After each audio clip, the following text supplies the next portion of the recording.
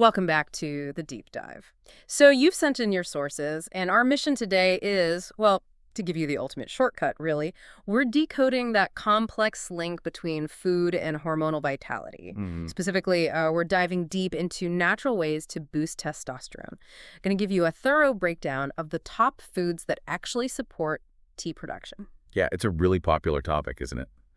But there's so much misinformation out there. We want to get past this idea that testosterone it's just about muscles or bodybuilding. Right. For most people, T is, fundamental, drives energy levels, mood, bone density, just that overall feeling of vitality. Exactly. We're after sustainable ways, dietary foundations for hormone health, not like chasing miracle cures. But Precise. to get the strategy, we kind of need to know the target first. Can you just briefly define T? Where does it actually come from in the body? Sure. So testosterone, Mm. it's a primary sex hormone. It's mainly made, synthesized in the testicles in males and the ovaries in females. But here's something important. The adrenal glands, Okay. they also produce something called DHEA, dehydroepiandrosterone. Right, DHEA. And that DHEA acts like a precursor. The body can convert it into both testosterone and estrogen.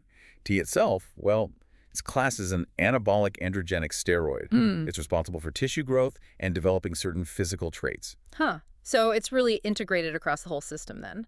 Okay, before we get to the grocery list, let's talk impact. Why should you, listening right now, care about naturally optimizing this hormone? What does T actually do at different life stages? Well, its effects start incredibly early. We can trace T back to the fetal stage, actually, around week 7 of pregnancy. It's critical then for developing male reproductive organs. Wow, okay. Then puberty hits.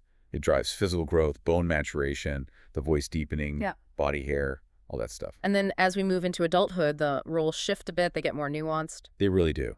For adult men, T is crucial for ongoing sperm production, keeping Yeah. bones strong, supporting red blood cell formation, and, driving libido, but also, crucially, mental well-being, reducing fatigue. That's a big one. It is. For adult women, T levels are much lower, naturally. But it still plays a role, a minor one, mostly affecting libido, and often it serves as that precursor again that the body converts into the estrogen it needs. Got it.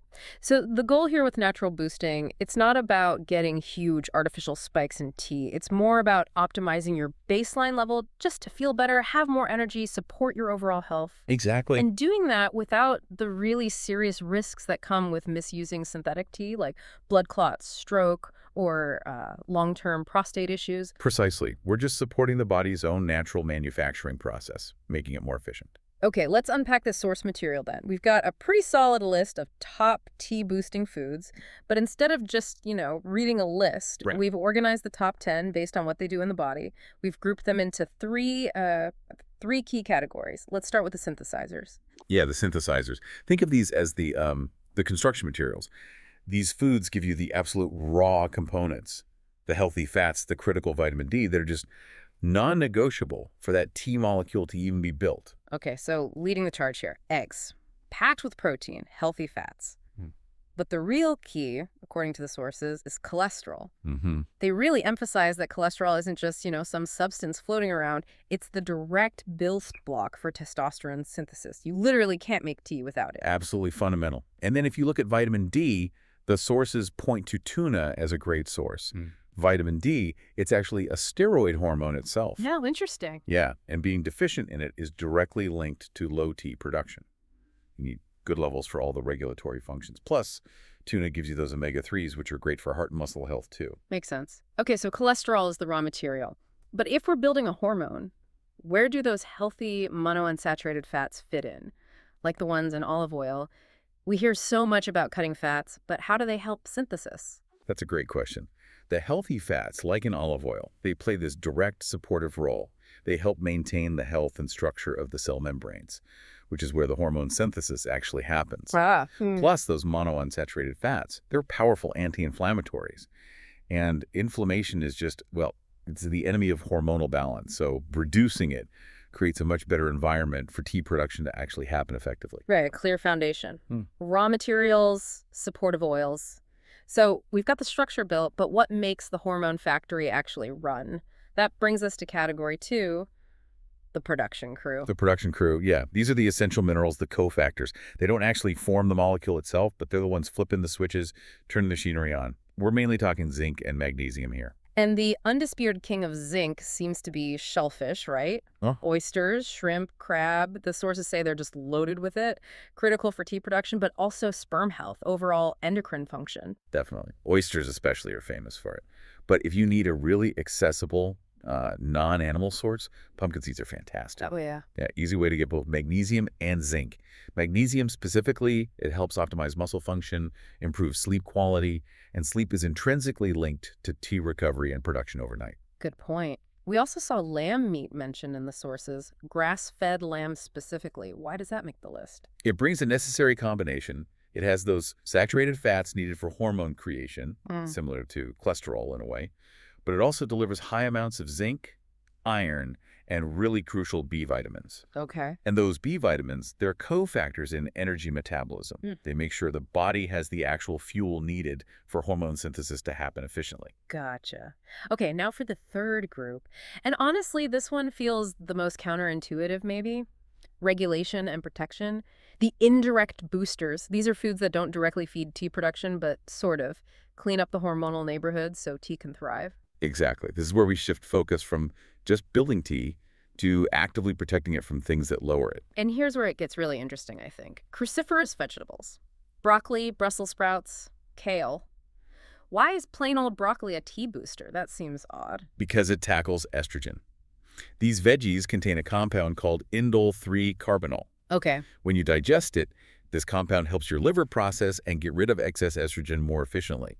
So by lowering that overall estrogen load, you're indirectly allowing a higher amount of your free testosterone to circulate and do its job. And it's a really clever form of hormonal maintenance. Wow, okay. And garlic, too. The sources mention garlic has allicin, and that might stimulate tea production while reducing the stress hormone cortisol. That's fascinating because usually we focus on the direct nutrient angle. Is this indirect booster thing more about managing the environment for tea? It's almost entirely about the environment. High cortisol, which let's face it, is chronic for many of us, actively suppresses tea production. So if you can lower that constant inhibitory signal with something like allicin from garlic, yeah. You provide a huge boost without adding a single extra unit of zinc or cholesterol. It's like 2 benefits from 1 clove. Clever. We can't forget ginger either. What's its role in regulation? Ginger's interesting. Studies have shown it can enhance tea and improve reproductive health, partly by boosting something called luteinizing hormone, or LH. That's the key signal from the pituitary gland telling the testes to make more testosterone.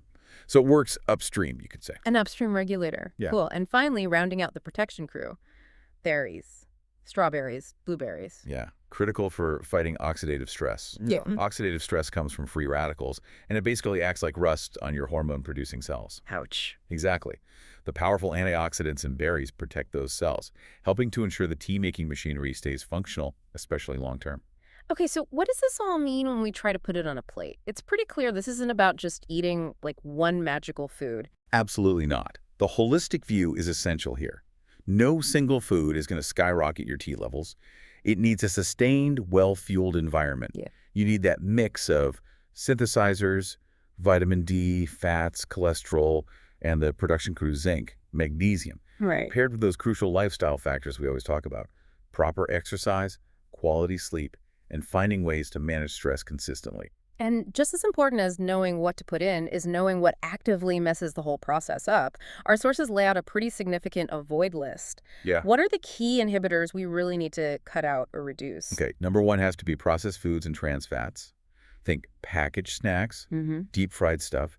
They're highly inflammatory, and they directly suppress testosterone and even sperm quality. Okay, that makes sense. Second, refined sugars and simple carbs. Sodas, pastries, white bread, that kind of thing. What's the exact mechanism there? Why do those foods hit T levels so hard? Well, they spike your insulin levels really fast. Yeah. And high insulin encourages fat gain, especially that visceral fat around the middle. And here's the problem. That fat tissue contains an enzyme called aromatase. Aromatase literally converts your circulating testosterone directly into estrogen. Ah, so the fat actively works against you. It actively converts your tea into estrogen. So more body fat, especially belly fat, means more of your available tea is being chemically changed into estrogen. It's a direct hit. That detail about aromatase really connects the dots. Okay, we also have to mention alcohol. Yeah, excessive alcohol directly harms the Leydig cells in the testes, the ones responsible for tea production.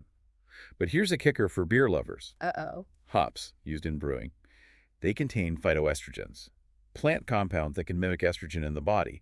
Now, moderate consumption is probably fine for most, but high intake definitely undermines your tea efforts. Good to know. What else? We should also mention potentially limiting excessive amounts of soy and flax seeds. They're rich in those estrogen-like compounds, isoflavones and lignans, which might reduce free tea levels, especially if consumed in really high quantities by sensitive individuals. It's a bit debated, but worth noting. And even some specific oils and herbs got flagged. They did. Licorice root, interestingly, and vegetable oils that are super high in omega-6 fatty acids like corn oil or soybean oil.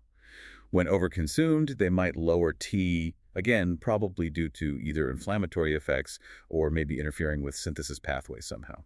Okay, this definitely raises some practical questions. Our top 10 list, it leans pretty heavily on animal products: eggs, tuna, shellfish, lamb. What about listeners who are vegetarian? Are there good options? Oh, absolutely. Yeah. Vegetarian options are definitely plentiful and effective. You just need to be strategic about getting those core nutrients. The sources point to things like spinach, pumpkin seeds are huge, almonds, avocados. Right, the seeds and nuts. Exactly. They deliver that necessary magnesium, zinc, and those healthy monounsaturated fats needed for optimal production. You could definitely build a tea-supportive diet without meat. Okay, good. Now, timeline. If someone really implements these changes, focuses on the synthesizers, the production crew, removes those inhibitors, how long until they might actually feel or see measurable results? You got to remember, this is biology, right? It's a gradual process, not like taking a pill. Dietary changes need time to actually impact your hormonal baseline. But with consistent effort, good diet, exercise, proper sleep, you typically expect to see some measurable impact within, say, 4 to 8 weeks. 4 to 8 weeks. Okay, that's realistic. And finally, safety. Is just eating more ginger and eggs safe for absolutely everyone? Generally, yes. I mean, the vast majority of these tea-boosting foods, they're just fundamental parts of a healthy whole food diet, things we should probably be eating anyway. True. However, if you have specific diagnosed hormonal conditions, or maybe you're already on medications, it's always smart to consult your doctor or a healthcare professional before making really drastic changes to your diet. Sound advice. Okay, that brings us to our final takeaway, I think. Supporting testosterone, it's really about building a whole hormone-friendly lifestyle, one plate at a time. It's about being deliberate, consistently focusing on those nutrient-dense foods rich in vitamin D, zinc, healthy fats, while actively removing the big inhibitors like processed fats and too much sugar. Exactly. And we've established that controlling estrogen, maybe using cruciferous veggies, and managing stress, perhaps using compounds like garlic's allicin to lower cortisol, these indirect methods are incredibly powerful ways to maintain T levels. Yeah. Which kind of raises an important question, doesn't it? Yeah. Something for you to think about. If hormonal balance seems to be less about adding one single magic ingredient and maybe more about removing the inhibitors and reducing systemic inflammation and stress, how might rethinking our whole approach to inflammatory foods in general impact our long-term vitality, regardless of the specific hormone we happen to be targeting today? That is definitely food for thought. Take these insights, start exploring your own diet with maybe a new focus on hormonal support. Thanks for diving in with us today.